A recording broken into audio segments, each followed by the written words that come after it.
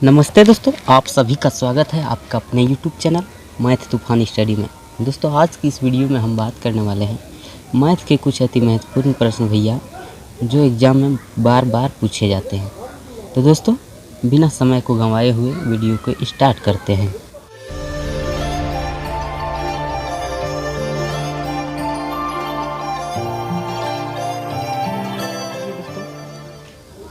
पहला सवाल आपके सामने है। देखिए सवाल क्या कहता है। कुछ कारीगरों ने एक काम 9 दिनों में कर देने का वचन दिया, परंतु उनमें से 5 अनुपस्थित थे और शेष कारीगरों ने काम 12 दिनों में पूरा कर दिया। कारीगरों की मूल संख्या क्या थी? दोस्तों, कुछ कारीगरों ने, कितना कारीगर था ये हमको तो पता नहीं है, कारीगर काम करने वाले होते हैं। तो उसने 9 दिनों में काम कर देने का वचन दिया, परंतु उनमें से 5 कारीगर जो था ना वो भाग गया, 5 अनुपस्थित रहा और शेष कारीगर जितना बचा उसने 12 दिन में पूरा कर दिया काम को। ठीक है, तो कारीगर की मूल संख्या क्या थी? तो दोस्तों देखिएगा, मान लीजिए कारीगरों की संख्या था x, नहीं कुछ है तो x मान लीजिए, और उसने 9 दिन में काम करने का वचन दिया था। तो मैन इंटू डे टोटल काम हो गया। अब देखिए क्या कहता है कि 5 आदमी अनुपस्थित थे। ठीक है, तो मान लीजिए ये x आदमी था और उनमें से 5 आदमी नहीं आया, अनुपस्थित था, और शेष कारीगरों ने उस काम को 12 दिन में पूरा कर दिया। तो 12 से गुना कर लीजिए। ठीक है, चलिए 9 और x को गुना कीजिए, 9x हुआ, और 12 और x को गुना कीजिए, 12x, माइनस है तो माइनस दे दीजिए, और 12 पंचे 60। कोई दिक्कत नहीं यहाँ तक। लीजिए अब जो है x को एक तरफ कर लीजिए और 60 को एक तरफ से लीजिए। इस 60 को बराबर के इस पर लाते हैं तो माइनस में है तो प्लस में हो जाएगा 60, और ये 9x है इधर प्लस में, उधर जाके माइनस में हो जाएगा। 12x में 9x घट जाएगा तो कितना बचेगा? 12x में 9x घट गया 3x। कोई दिक्कत नहीं यहाँ तक। लीजिए x का वैल्यू निकाल लीजिए। x बराबर कितना होगा? 3 से काट लीजिए, 20 तिया 60। ठीक है, x का वैल्यू 20। दोस्तों 20 कारीगर था जिसने 9 दिनों में काम कर देने का वचन दिया था। ठीक है, कोई दिक्कत नहीं, आपका आंसर हो जाएगा ऑप्शन ए। दोस्तों, आपने इस प्रश्न को बहुत ही अच्छे तरीके से समझ गए होंगे, और बढ़ते हैं अगले प्रश्न की ओर और देखते हैं अगला सवाल क्या कहता है। सवाल नंबर 2 आपके सामने है। सवाल कहता है कि कुछ धन 2 वर्षों में साधारण ब्याज की दर से 2240 रुपये तथा 5 वर्षों में 2600 रुपये हो जाता है, तो धन कितना है? ठीक है, वो धन जो है ना 2 वर्षों में साधारण ब्याज की दर से 2240 रुपये तथा 5 वर्षों में 2600 रुपया हो जाता है। लीजिए 2 वर्षों में कितना हो जाता है? 2240 रुपये लिख लीजिए, और 5 वर्षों में 2600 हो जाता है। ठीक है, तो भैया 2 साल में 2240 रुपया था और 5 साल में 2600 हो गया, तो 3 साल में कितना बढ़ा देख लीजिए। 2 साल से 5 साल का अंतर में देख लीजिए कि 3 साल बढ़ा इधर, और 3 साल में वो ब्याज कितना बढ़ा। देखिए 2240 को 2600 में से घटा लीजिए, कितना होता है? 360 होता है। लीजिए 3 साल में 360 रुपया बढ़ा, तो 1 साल में कितना बढ़ा होगा? लीजिए 360 में 3 से भाग दे दीजिए, कितना कट जाएगा? 3 एक कम 3, 3 दूनी 6, 0, 120। 1 साल में 120 रुपया बढ़ता है भैया। ठीक है, 1 साल में 120 रुपया बढ़ता है, तो 2 वर्षों में साधारण ब्याज की दर से ये 240 हो गया। 2 वर्ष बढ़ा है इसमें साधारण ब्याज, तो 1 साल में बढ़ता है 120 रुपया, तो 2 साल में कितना बढ़ेगा? 2 से गुना कीजिएगा तो 240 हो जाता है। तो 2 साल में साधारण ब्याज 240 रुपया बढ़ा होगा, तो 240 इसमें 2240 में से घटा लीजिएगा तो आपका वो धन नहीं निकल जाएगा। देखिए 240 घटा लीजिए, इसमें 0 0 0 2, भैया वो धन 2000 था, वो धन 2000 था। ऑप्शन ए सही उत्तर है, वो धन 2000 था और 2 वर्षों में 2240 रुपये हो गया था। ठीक है, समझने में कोई दिक्कत हो तो भैया कमेंट करके ज़रूर पूछ लीजिएगा।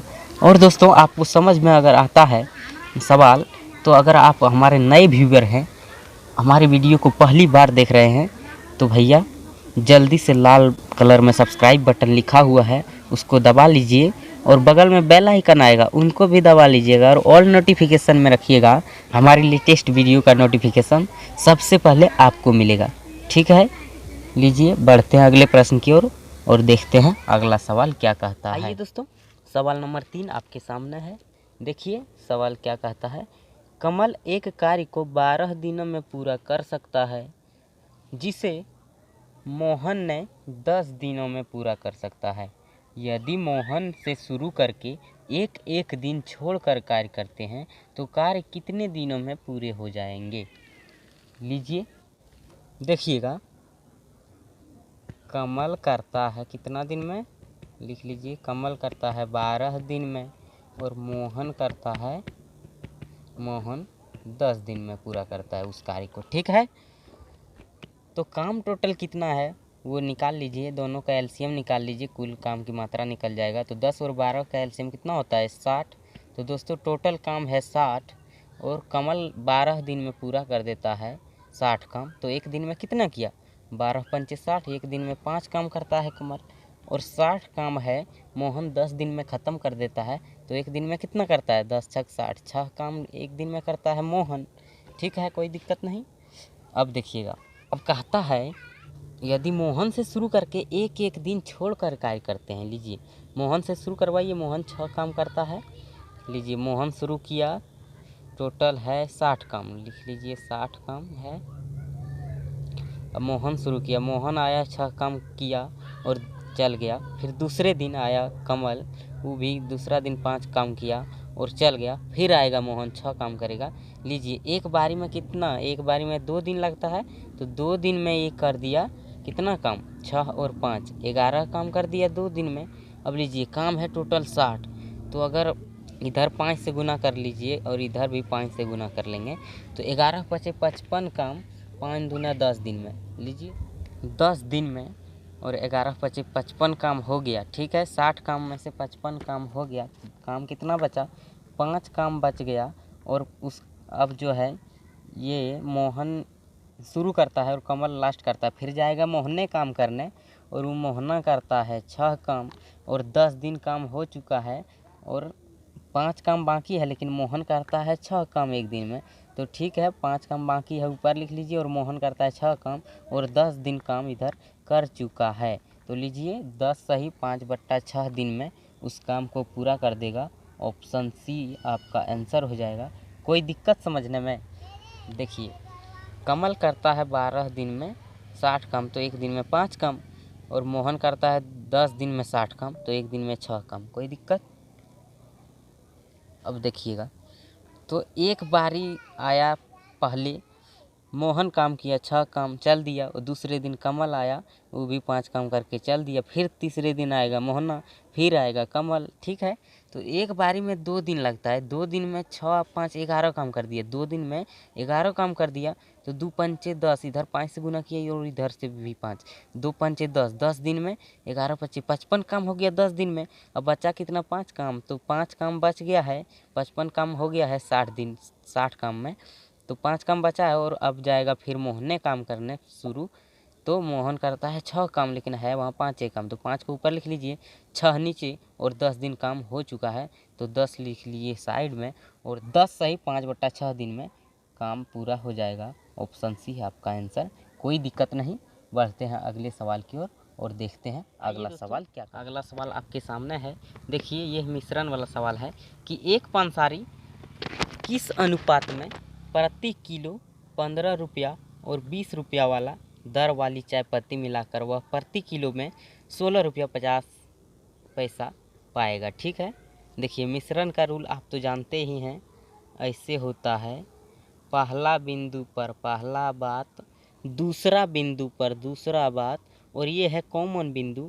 कॉमन बिंदु पर कॉमन बात लिखना है और आपका अनुपात निकल के आ जाएगा। देखिए पहला बात क्या कहता है, 15 रुपया और 20 रुपया। पहला बात 15 रुपया वाला और दूसरा बात 20 रुपया वाला, लिख लीजिए 20 रुपया, ठीक है। और कॉमन दोनों को देखिए, दर वाली चाय पत्ती मिलाकर वह प्रति किलो, दोनों मिलाया कॉमन बात लिख लीजिए कॉमन बिंदु पर 16 रुपया 50 पैसा, ठीक है।